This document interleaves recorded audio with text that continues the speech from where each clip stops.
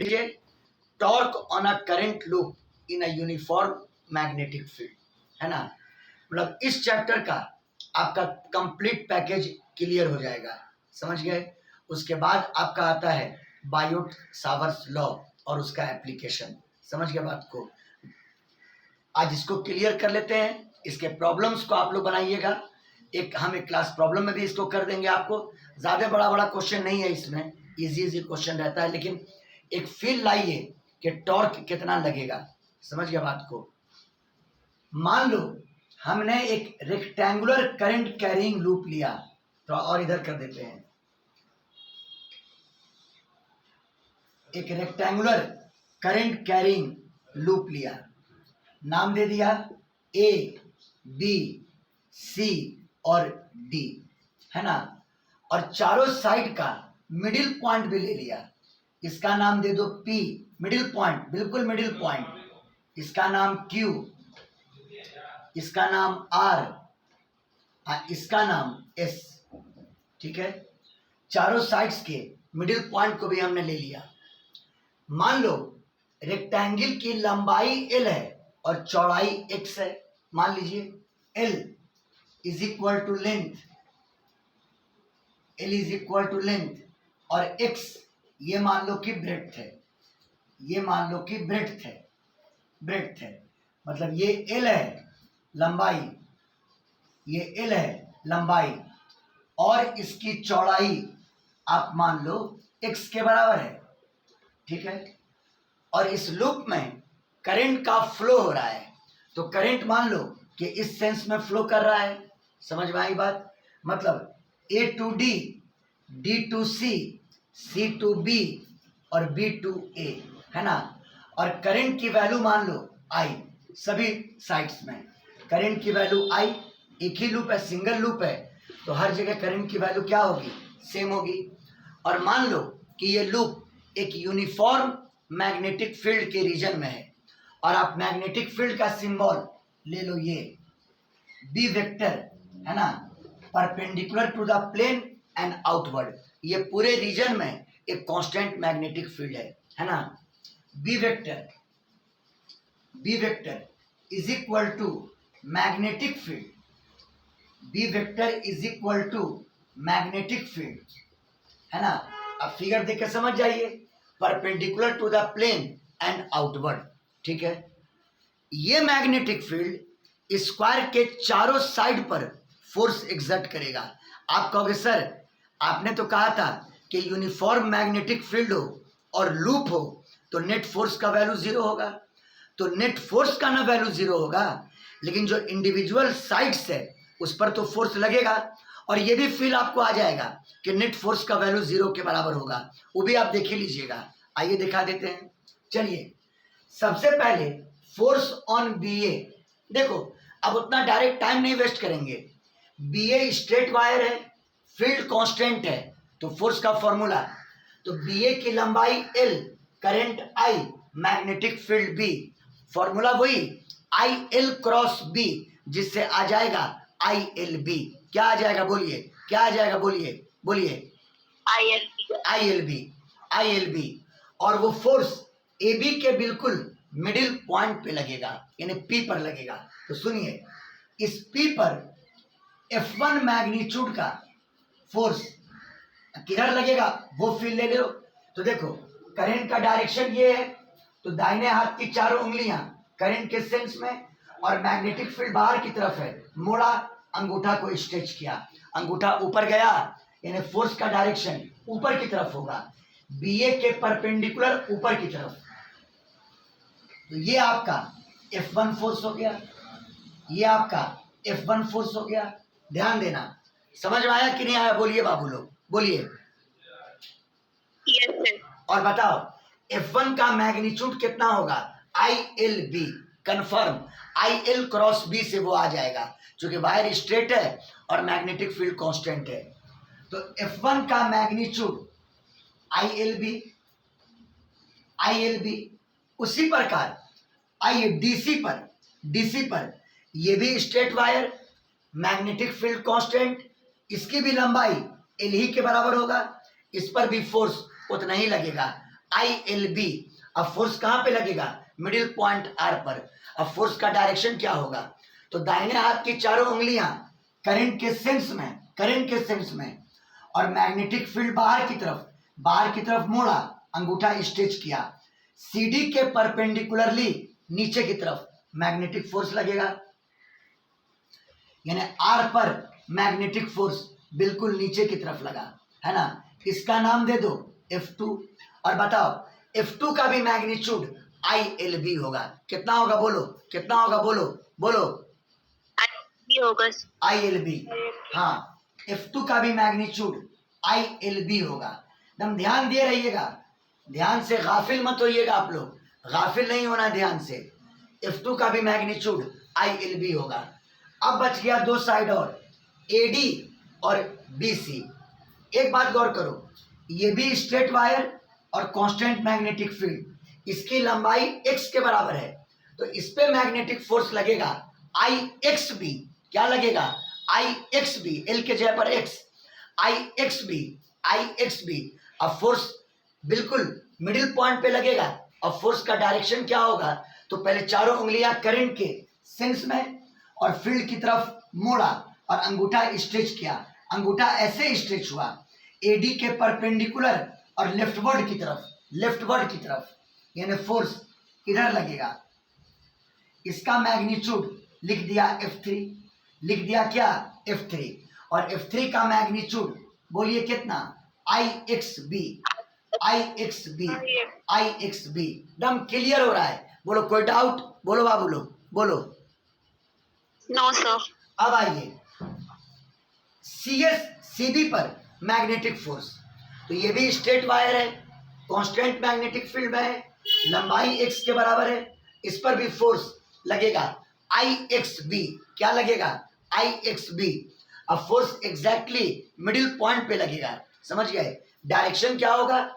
चारों उंगलियां करंट के सेंस में मोड़ेंगे मैग्नेटिक फील्ड की तरफ, करंट के सेंस में मोड़ा गया मैग्नेटिक फील्ड की तरफ और अंगूठा को स्ट्रेच किया, राइटवर्ड BC के परपेंडिकुलर, यानी मैग्नेटिक फोर्स इधर लगा। ये हो गया F4, ये हो गया F4। और F4 का मैग्नीट्यूड IXB, F4 का मैग्नीट्यूड IXB। बोलो बोलो, फील आया? अब गौर करो, PAB का मिडिल पॉइंट, RCD का मिडिल पॉइंट, QAD का मिडिल पॉइंट और SBC का मिडिल पॉइंट, अगर इसके टेल को पीछे बढ़ा करके इससे ज्वाइन करें, P को R से और Q को ज्वाइन कर दें इससे, तो आपको मिल गया रेक्टेंगल का सेंटर, यानी कि O, रेक्टेंगल का सेंटर O। अब आप लोग पूछेंगे, आपने कहा था कि पूरे लूप पर नेट फोर्स का वैल्यू 0 होगा, 0 तो आ गया। देखो इस फोर्स के अपोजिट ये फोर्स है और दोनों का मैग्नीट्यूड सेम है, कैंसिल कर देगा? बोलो बाबू लोग, कैंसिल कर देगा? बोलिए। हाँ, गौर करो, ये दोनों फोर्स भी अपोजिट है और मैग्नीट्यूड में इक्वल है, ये दोनों भी क्या कर देगा? कैंसिल कर देगा। बोलिए समझ में आया कि नहीं आया? बोलिए बोलिए। हाँ, इन दोनों फोर्स ने एक दूसरे को कैंसिल किया, यानी F net is equal to 0। इन दोनों का F net 0 होगा और इन दोनों का भी F net 0 के बराबर होगा, F net 0 के बराबर होगा। तो बताइए इस लूप पर resultant force, resultant magnetic force कितना लगा? रिजल्टेंट मैग्नेटिक फोर्स बोलो 0। हाँ, ये कंफर्म हो गया। ये बात पहले भी बोले थे, आज आपके सामने करके दिखा दिए। The resultant force, the resultant magnetic force, the resultant magnetic force, the resultant magnetic force on current loop बराबर 0। ऐसा इसलिए चूंकि मैग्नेटिक फील्ड कांस्टेंट है। अब एक बात और, टॉर्क की बात कीजिए। अगर F1 और F2 की बात करें तो दोनों का लाइन ऑफ एक्शन बिल्कुल कॉमन है।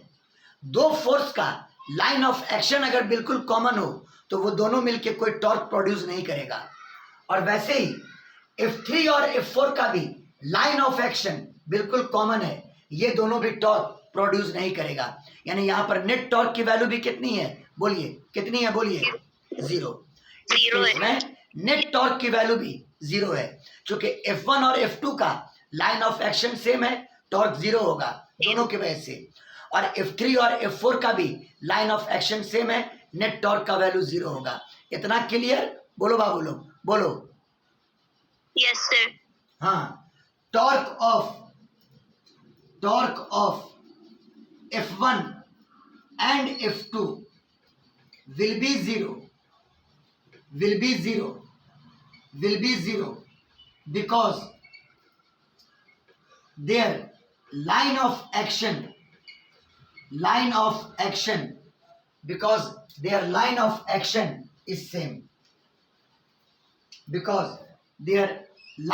action is same. Because their line of action is same. और उसी प्रकार F3 और F4 का भी टॉर्क 0 होगा क्योंकि उनका लाइन ऑफ एक्शन सेम है। इन द सेम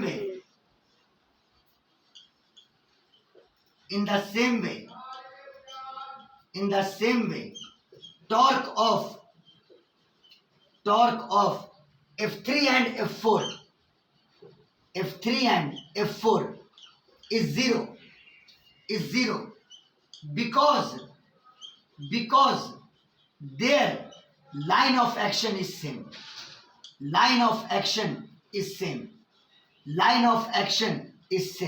चलिए आप अपने नॉलेज को बढ़ाइए, बोलिए इतना में कोई डाउट? यानी इस सिचुएशन में रिजल्टेंट फोर्स भी 0 है और रिजल्टेंट टॉर्क भी 0 है। यानी टॉर्नेट का वैल्यू भी 0 होगा। टॉ मतलब टॉर्क, यानी नेट टॉर्क का वैल्यू भी इस केस में कितना होगा? इस केस में बोलो कितना होगा? बोलो 0 के बराबर। चलिए ठीक है, इतना काम हमने कर दिया। अब क्या करो कि इस लूप को आप थोड़ा घुमाइए, रोटेट कीजिए इस लाइन के अबाउट, QS लाइन के अबाउट इसको रोटेट कीजिए। QS लाइन के अबाउट मतलब हमने एक्सिस इसको ले लिया QS को, और इस लाइन के अबाउट हमने लूप को एक छोटे से एंगल से रोटेट कराया। वो रोटेट करने का फील आपको हम यहाँ पर देने की कोशिश करेंगे। पहले इसका स्क्रीनशॉट ले लीजिए।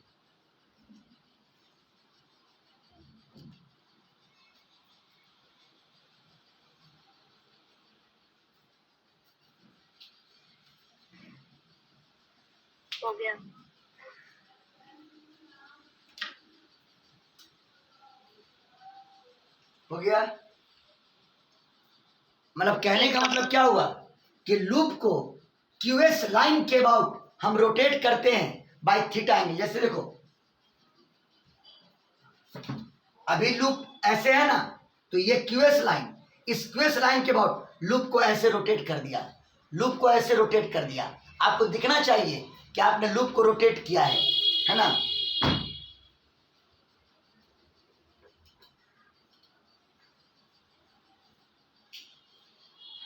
ध्यान दे रहिएगा। तो देखो अगर QS लाइन के अबाउट आप रोटेट कर रहे हैं तो Q और S अपनी जगह पर ही रहेगा और O भी अपनी जगह पर रहेगा। शिफ्टिंग इन पोजीशन A का होगा, B का होगा, D का होगा और C का होगा। समझ सकते हो इतनी बात को? हाँ, और P का भी होगा और R का भी होगा। बोलो क्लियर? लेकिन ये और ये अपनी जगह पे ही रहेगा। बोलो क्लियर है? बोलो बाबू, बोलो। नहीं बोलिएगा जी।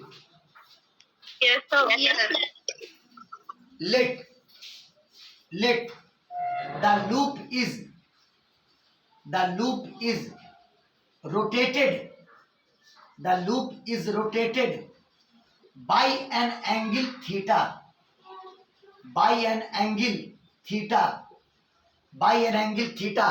about the line QS।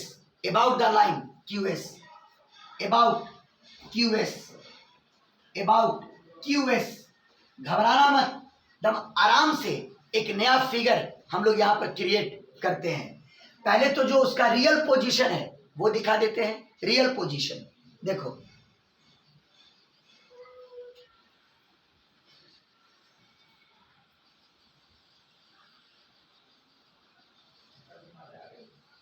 Real दिखा दिया। क्यू, ओ और एस अपनी जगह पर ही रहेगा। क्यू मिडिल पॉइंट ओ और एस अपनी जगह पे रहेगा। और लूप को आपने रोटेट किया, ए शिफ्ट करके मान लो यहां पे आ गया, है ना। डी शिफ्ट करके यहां पे आ गया, ध्यान दे रहिएगा। पी शिफ्ट करके यहां पे आ गया और बी शिफ्ट करके यहां पे आ गया। समझ में आ रही है बात सबको? बोलिए बोलिए बोलिए आप लोग। Yes sir. डी शिफ्ट करके यहां पे आ चुका था, आर शिफ्ट करके यहां पे आ गया और सी शिफ्ट करके यहां पे आ गया। अब देखिएगा, अब जो हम ज्वाइनिंग करेंगे तो आपको एक फील आ जाएगा कि सही मानों में लूप रोटेट किया है थीटा एंगल से। लूप रोटेट किया है थीटा एंगल से। क्यू अपनी जगह पर है, ए यहां पे आ चुका है, ए यहां पे आ चुका है और डी यहां पे आ चुका है ना। पी यहां पे आ चुका है और आर यहां पे आ चुका है। बी यहां पे आ चुका है और सी यहां पे आ चुका है। मिलाइए, ए क्यू डी को मिला दीजिए। अब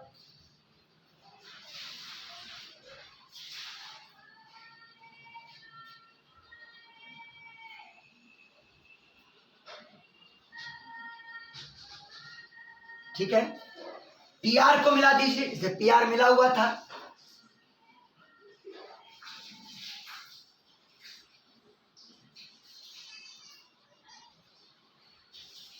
चलिए, और बीसी को मिला दीजिए जैसे मिला हुआ था।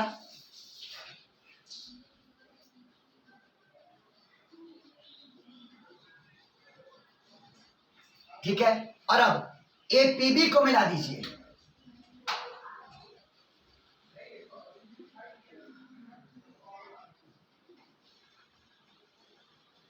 मिला दिया, और अब डीआरसी को मिला दीजिए। मिला दिया। बोलो, देखने में लग रहा है कि लूप रोटेट किया है? बोलो, फील आ रहा है कि नहीं आ रहा? बोलिए, देख के बोलिए। Yes sir. कोई नहीं बोलने वाला है मेरे क्लास में, कोई बोलने ही वाला नहीं है। यस सर, लग रहा। क्या लग रहा है? मेरे कहने के बाद आपको ऐसा लग रहा है कि हाँ लूप रोटेट किया है थीटा एंगल से? दिख रहा फिगर में कि लूप रोटेट कर गया थीटा एंगल से? बोलो बोलो बाबू। Yes sir. हाँ, अब लूप का रियल कॉन्फ़िगरेशन आपका ये है। ये लूप का रियल कॉन्फ़िगरेशन देखो, ए डी सी बी। अब आपका रेक्टेंगुलर लूप ये हो गया।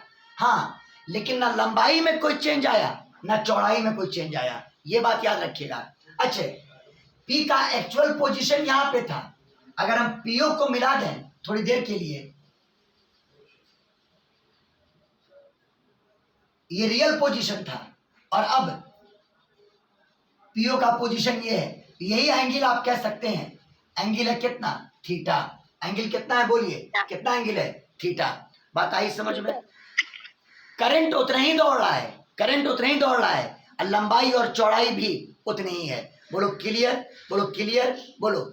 या अगर आप चाहते हैं तो पुराना नाम पुराना ही रखिए, जैसे ए पी और बी पुराना वाला नाम है ना।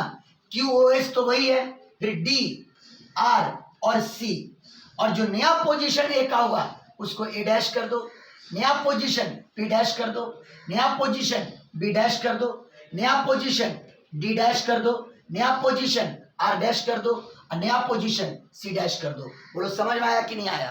बोलिए बाबू लोग, बोलिए बोलिए। Yes sir. चलिए, यस सर।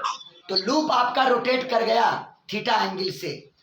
अब आइए, मैग्नेटिक फोर्स अब इस साइड पर, मतलब पहले ए बी था अब ए डैश बी डैश है, पहले सी डी था अब सी डैश डी डैश है ना। बात वही है, समझ गया बात को? और जो पहले एडी था अब वो ए डैश डी डैश है, लेकिन क्यू अपनी जगह पर है। और जो पहले बीसी था अब वो बी डैश सी डैश है। बात आई समझ में? लेकिन एस अपनी जगह पर है और ओ भी अपनी जगह पर है। समझ गया बात को? अब आप चारों साइड पर मैग्नेटिक फोर्स लगाइए। मैग्नेटिक फोर्स के मैग्नीट्यूड में कोई चेंज नहीं आने वाला है। जैसे इस साइड पर ए डैश बी डैश के पी डैश मिडिल पॉइंट पर मैग्नेटिक फोर्स जैसे ऊपर लगा था अभी भी ऊपर की तरफ लगेगा। समझ गए? इस साइड के मिडिल पॉइंट आर डैश पर नीचे की तरफ F2 लगेगा। हाँ, जहां तक ए डैश डी डैश की बात है उसका मिडिल पॉइंट अभी भी डी ही पर है, तो मैग्नेटिक फोर्स इस पर इधर ही लगेगा, क्यू ही पे लगेगा। समझ गए? और बी डैश सी डैश के मिडिल पॉइंट अभी भी एस पर ही है, तो उस पर भी मैग्नेटिक फोर्स एस पर ही लगेगा। बोलो समझ में आया कि नहीं आया? बोलिए बाबू लोग, बोलिए क्लियर? Yes, sir. बोलो चलो। Yes. इसका स्क्रीनशॉट लो, इसका screenshot low.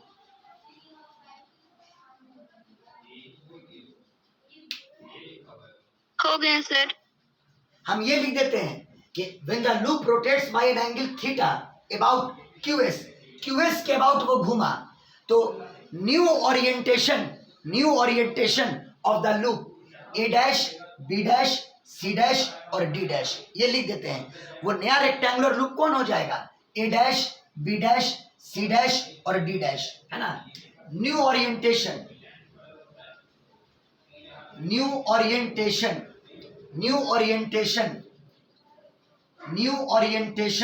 Of the loop बराबर A dash B dash C dash और डी डैश, है ना? लूप का न्यू ओरिएंटेशन यही हुआ। अब आप ए डैश बी डैश के मिडिल पॉइंट पी डैश पर फोर्स लगा दो, सी डैश डी डैश के मिडिल पॉइंट आर डैश पर फोर्स लगा दो, ए डैश डी डैश के मिडिल पॉइंट क्यू पर फोर्स लगा दो और बी डैश सी डैश के मिडिल पॉइंट एस पर फोर्स लगा दो, जैसे लगाए थे इससे पहले। बोलो क्लियर है? तो इस फिगर को मिटा दे, अब इसकी तो कोई जरूरत है नहीं। बोलिए बाबू लोग। Yes, sir.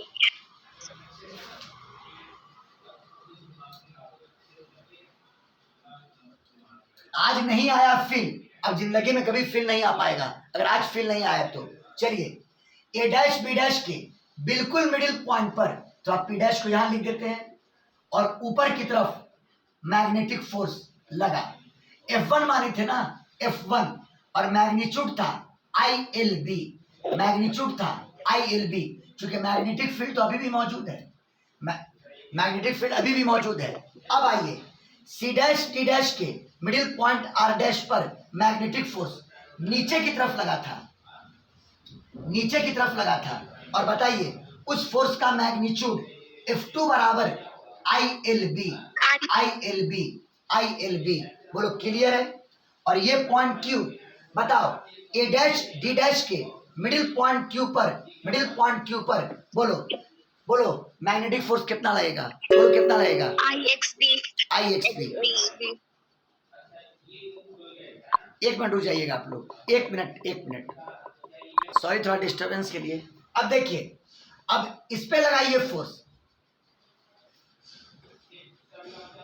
नाम क्या दिए थे? F3, इसका मैग्नीट्यूड IXB, और इस पे लगाइए फोर्स, मैग्नीट्यूड F4, वैल्यू कितना था? बोलो IXB, F4 जिसकी वैल्यू IXB। बोलो क्लियर? बोलिए बाबू लोग, कोई दिक्कत? बोलिए। Yes, sir. कोई दिक्कत है तो बोलिए। No, sir. नहीं। No. एक चीज गौर करो, F3 और F4 का अभी भी लाइन सेम है, ये दोनों मिलके कोई टॉर्क प्रोड्यूस नहीं करेगा। अभी भी दोनों का लाइन ऑफ एक्शन बिल्कुल सेम है, दोनों मिल करके कोई टॉर्क प्रोड्यूस नहीं करेगा। बोलो क्लियर? बोलिए। Yes, sir. हाँ, Yes, sir. here F3 and F4 again have same line of action, line of action, same line of action, and so produces no torque. अभी भी वो कोई टॉर्क प्रोड्यूस नहीं करेगा. and so produces no torque. वो कोई torque produce नहीं करेगा. कहोगे सर लेकिन क्या F1 F2, अरे उसका लाइन बदल चुका है. देखो F1 का लाइन ये है, F2 का लाइन ये है. क्या एक कॉमन लाइन है? बोलिए कॉमन लाइन है, बोलिए. No, sir. नहीं. हाँ, No, sir. यानी अब F1 और F2 मिल करके टॉर्क प्रोड्यूस करेगा. बात फॉलो किए. देखो टॉर्क का फॉर्मूला मैंने दो दिया था, या तो R क्रॉस F या तो force into perpendicular distance. R cross F या फोर्स इनटू परपेंडिकुलर डिस्टेंस. पहले रेफरेंस पॉइंट चुनो. आपका एक्सिस QS है, आपने QS के अबाउट रोटेट किया है, तो आप O QS पर है, तो O को ले लो आप रेफरेंस पॉइंट टॉर्क निकालने के लिए, है ना. और वो वाला फॉर्मूला यूज करो टॉर्क का, फोर्स इनटू परपेंडिकुलर डिस्टेंस. तो क्या करते थे, रेफरेंस पॉइंट से फोर्स के लाइन पर एक परपेंडिकुलर गिराते थे. तो आप फोर्स के लाइन को पीछे शिफ्ट किया और इसका नाम M दिया, और ये हो गया परपेंडिकुलर डिस्टेंस. थोड़ी देर के लिए इसको D मान लो, तो F1 का जो टॉर्क होगा वो होगा F1D. किसी को कोई डाउट? बोलो. No, sir. F1D. हाँ, No, sir. ये डॉटेड लाइन मेरा कायम रहना चाहिए, ये मिटना नहीं चाहिए. बोलो क्लियर है? बोलो बाबू, बोलो. Yes, sir. Yes, sir. बताइए F1 का टॉर्क F1 इंटू डी. बोलो क्लियर है? हाँ, D निकालना पड़ेगा. D कैसे निकलेगा? ये एंगल थीटा, तो ये एंगल थीटा, और तुम क्या करो, ट्राइंगल OP' में आप D निकालने के लिए सोचिए. साइन थीटा लगा सकते हैं. क्या लगा सकते हैं? बोलिए क्या लगा सकते हैं? Theta. Sine theta. हाँ, in triangle OP' sine theta is equal to, ये P हो जाएगा. P मतलब OM अब बटा H मतलब OP'. ए बाबू, जो लंबाई OP की थी वही लंबाई OP' की है. चूंकि वो सिर्फ रोटेट किया है, उसके साइज पर कोई फर्क नहीं पड़ा है. और आप जानते हैं कि OP पूरे चौड़ाई का आधा था, और चौड़ाई x थी, तो x/2 है. OP बोलो कितना है? बोलो OP कितना है? बोलो x/2. हाँ, OM बटा पहले OP' लिख दिया, यानी sine theta is equal to OM का मतलब D, और OP' का वैल्यू x/2. और यहां से बताओ D का वैल्यू कितना हो जाएगा? x/2 इंटू कितना? Sine theta. और अब बताओ कि F1 का टॉर्क कितना होगा? F1 इंटू D कितना होगा? बोलो कितना होगा? F1 into D. वो आया है R क्रॉस F से ही टूट करके, है ना. तो torque of F1 is equal to F1 into D बराबर F1 और D का वैल्यू बोलो. D का value x/2 into sine theta. और F1 का वैल्यू बोलो ILB. वो बोलिए ILB इंटू x/2 इंटू कितना? Sine theta. चलिए F1 का टॉर्क आपने कैलकुलेट कर लिया. हाँ, अब ये टॉर्क किस सेंस में है? सुनो, आपने फोर्स के लाइन को पीछे बढ़ा करके M पर लाया, रेफरेंस पॉइंट O पर है. सोचो अगर O से M पे जाएं और फोर्स की तरफ मुड़े, बताओ ये कौन सा सेंस हुआ? बोलो ये कौन सा सेंस हुआ? अगर रेफरेंस पॉइंट से M पर गए और फोर्स की तरफ मुड़े, तो रेफरेंस पॉइंट से एम की तरफ जाने के बाद फोर्स की तरफ मुड़ना, ये कौन सा सेंस हुआ बोलो? Anti clockwise. इन्हें टॉर्क किस सेंस में प्रोड्यूस हुआ बोलो? टॉर्क किस सेंस में प्रोड्यूस हुआ? Anti clockwise. Anti clockwise sense में। ये टॉर्क प्रोड्यूस हुआ एंटी क्लॉकवाइज सेंस में। समझ में आई बात? अब उसी प्रकार आपको F2 का टॉर्क O के रिस्पेक्ट में निकालना होगा, तो वही काम करोगे।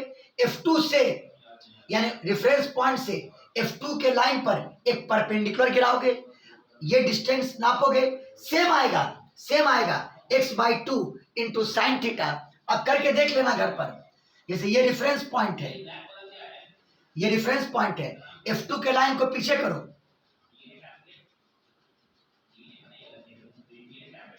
हाँ, रेफरेंस पॉइंट से F2 के लाइन पर परपेंडिकुलर गिराइए। जितनी दूरी ये है उतनी ही दूरी ये भी आ जाएगा, इसका नाम आप n कर दो। तो बताओ F2 का टॉर्क कितना होगा? F2 इंटू डी, डी का वैल्यू सेम जो अभी आया है, x/2 इंटू कितना? x/2 इंटू कितना? Sine theta. साइन थीटा, हाँ। Sine theta. Torque of F2 बराबर F2 into D, F2 into D बराबर F2 डी का मतलब x/2 इंटू कितना? Sine theta. और F2 का वैल्यू ILB यानी ILB into x/2 into sine theta. यहाँ लिख देते हैं ILB into x/2 into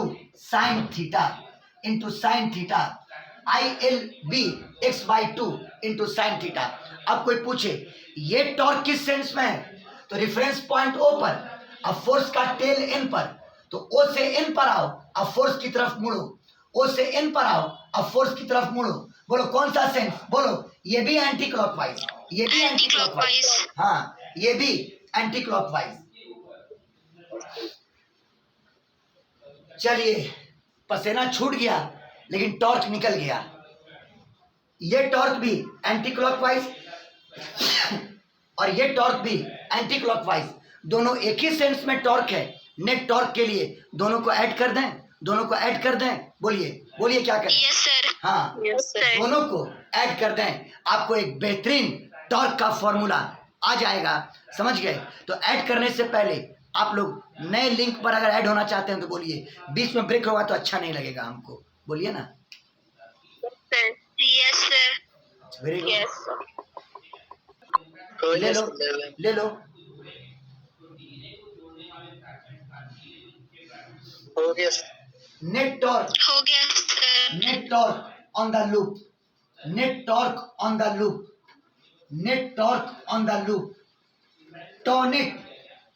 torque is equal to दोनों टॉर्क का सम यानी ILB x/2 sine theta plus ILB x/2 sine theta, ILB x/2 sine theta plus ILB x/2 sine theta, दोनों तो equal है, दुगना कर दे तो बराबर 2ILB into x/2 into sine theta, 2 से 2 कैंसिल। बड़ा प्यारा एक टर्म आएगा, टेंशन मत लीजिएगा। ये बराबर I LX को एक साथ रखो, I और LX को एक साथ रखो, L into X into B into कितना? Sine theta. कोई बता सकता है LX क्या है? L रेक्टेंगल की लंबाई थी, LX रेक्टेंगल की चौड़ाई थी। LX क्या हुआ? Area of the loop. Area of the loop. बोलो बाबू लोग, बोलो। Area of the loop. हाँ, LX क्या हुआ? Area of the loop. हुआ कि नहीं हुआ? बोलो LX क्या हुआ? बोलो। Yes sir, area of the loop. Area of the loop, हाँ। तो देखिए टॉर्नेट बराबर, अब कोई मत कहिएगा कि टॉर्क का फील आप नहीं दिए थे सर, पूरा फील दे दिया आपको। Torque net is equal to I, LX को लिख दो A, capital A into B into sine theta, जहां पर A area of the rectangular loop, है ना। A is equal to area of rectangular loop, area of rectangular loop, ये loop का area हुआ। चलिए अब एक इंपॉर्टेंट बात आप लोग से डिस्कस कर ही लिया जाए। Current into area, current into area loop था, रेक्टेंगल एक लूप था, करंट इनटू उसका एरिया, यही होगा मैग्नेटिक डाइपोल मोमेंट उस लूप का। और मैग्नेटिक डाइपोल मोमेंट एक वेक्टर क्वांटिटी है, तो आई ए मैग्नेटिक डाइपोल मोमेंट का मैग्नीट्यूड होगा। पहले राउंड में हम क्या किए थे कि मैग्नेटिक डाइपोल मोमेंट पहले ही पढ़ा दिए थे। आज हम ये कर करके आपको बता रहे हैं कि I into A magnetic dipole moment का क्या है, बोलिए। मैग्नेटिक डाइपोल मोमेंट का क्या है, बोलिए। मैग्नीट्यूड है, मैग्नीट्यूड है, क्योंकि मैग्नेटिक डाइपोल मोमेंट एक वेक्टर क्वांटिटी है, एक वेक्टर क्वांटिटी है। सुनिए यहां पर आई इंटू ए यानी current into area of the loop. हाँ, और एक और बात, ये current into area of the loop, ये मत समझना खाली रेक्टेंगुलर लूप पर ही ये रिजल्ट काम करेगा सारा, टॉर्क का या डाइपोल मोमेंट का। हम आसानी के लिए रेक्टेंगुलर लूप लिए हैं, लेकिन वैलिड हर एक लूप के लिए होगा, हर एक करंट कैरिंग लूप के लिए होगा। समझ गए? तो करंट इनटू एरिया ये बराबर मैग्नीट्यूड ऑफ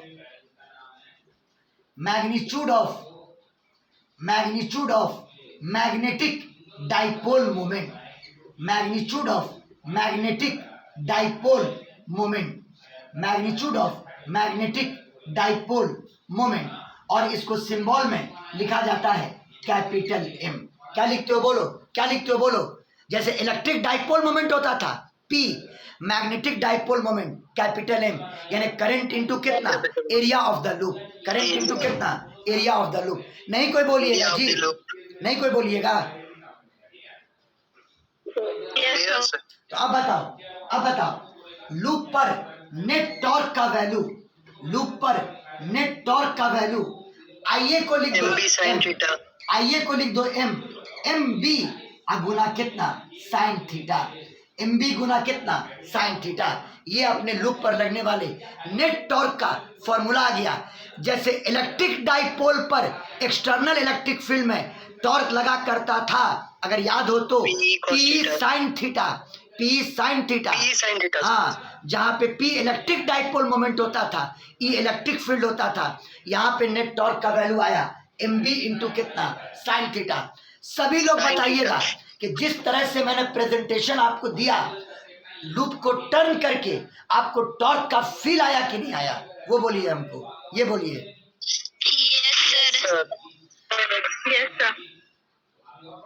नेट टॉर्क का value M B into sine theta, M B into sine theta, ये टॉर्क का नेट वैल्यू हुआ है। समझ गए बात को? स्क्रीनशॉट ले लो।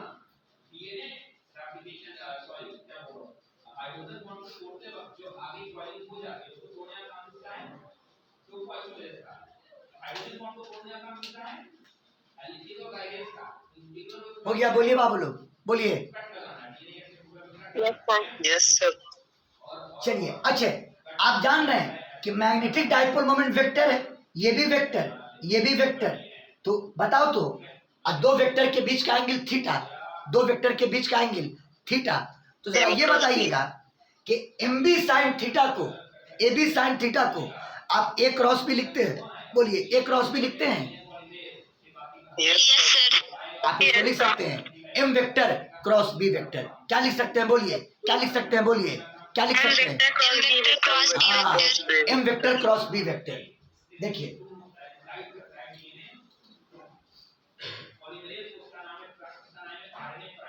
इन vector form, in vector form, in vector form magnetic torque, torque tau tau vector, magnetic torque tau vector बराबर M vector across product B vector, है ना।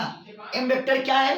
Magnetic dipole moment, magnetic dipole moment, और B आपका magnetic field है। ये magnetic dipole moment है और B आपका क्या है? मैग्नेटिक फील्ड है। बात फॉलो किए, एकदम भूलना मत। मैग्नेटिक डाइपोल मोमेंट जिसका magnitude current into area, current into area, और बी वेक्टर आपका मैग्नेटिक फील्ड हुआ। बी वेक्टर आपका क्या हुआ, बोलिए क्या हुआ, बोलिए बोलिए क्या हुआ, मैग्नेटिक फील्ड। ये टॉर्क मैंने लाया वेक्टर फॉर्म में, समझ गया बात को, है ना। अच्छा, मैग्नेटिक डाइपोल मोमेंट की जो बात की है उसका डायरेक्शन कैसे निकाला जाएगा, तो आप क्या करोगे, अपने दाहिने हाथ के चारों उंगलियों को लूप के चारों ओर मोड़ देना करंट के सेंस में, और अंगूठा को स्ट्रेच कर देना, वो आपको मैग्नेटिक डाइपोल मोमेंट का डायरेक्शन देगा। दाहिने हाथ के चारों उंगलियों को लूप के चारों ओर मोड़ देना करंट के सेंस में, जिस सेंस में करंट फ्लो कर रहा है, और अंगूठा को स्ट्रेच कर देना, वो आपको मैग्नेटिक डाइपोल मोमेंट का डायरेक्शन दे देगा, है ना। आइए इस बात को हम लिख देते हैं, इसका डायरेक्शन, मैग्नेटिक डाइपोल मोमेंट का डायरेक्शन, समझ में आई बात, मैग्नेटिक डाइपोल मोमेंट का direction, we curl the fingers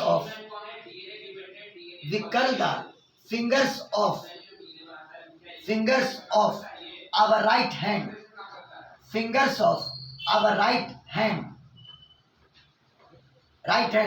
around the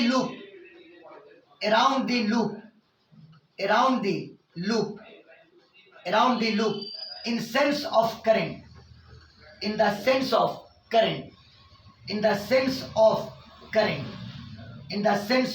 current, clear है। The direction of stretched thumb will give the direction of magnetic dipole moment, है ना। The direction of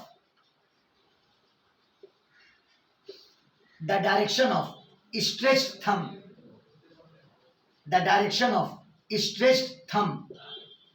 will give direction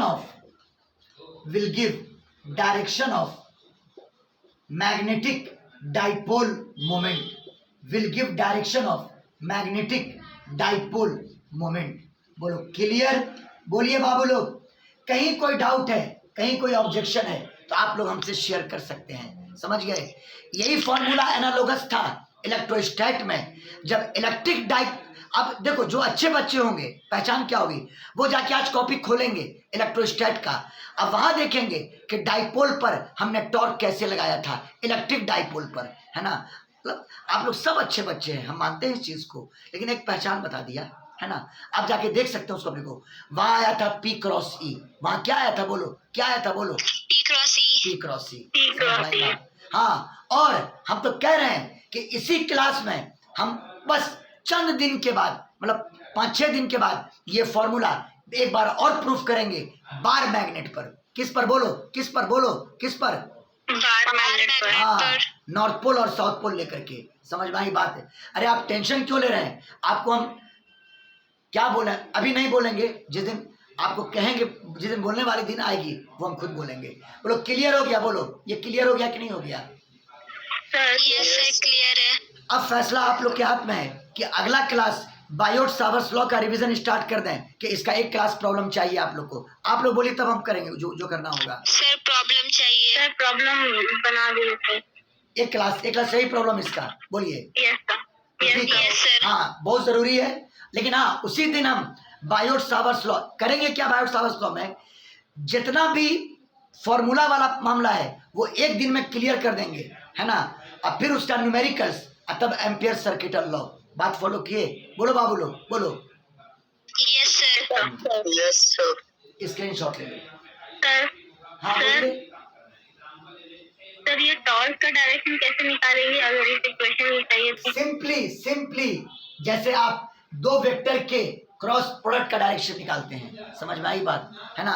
आपको ये बता दिए कि M का डायरेक्शन आप कैसे निकालोगे, मैग्नेटिक फील्ड आपको दिया रहेगा, आप आराम से टॉर्क का डायरेक्शन निकाल सकते हैं। बात आई समझ में, बोलो बोलो बाबू। Yes sir.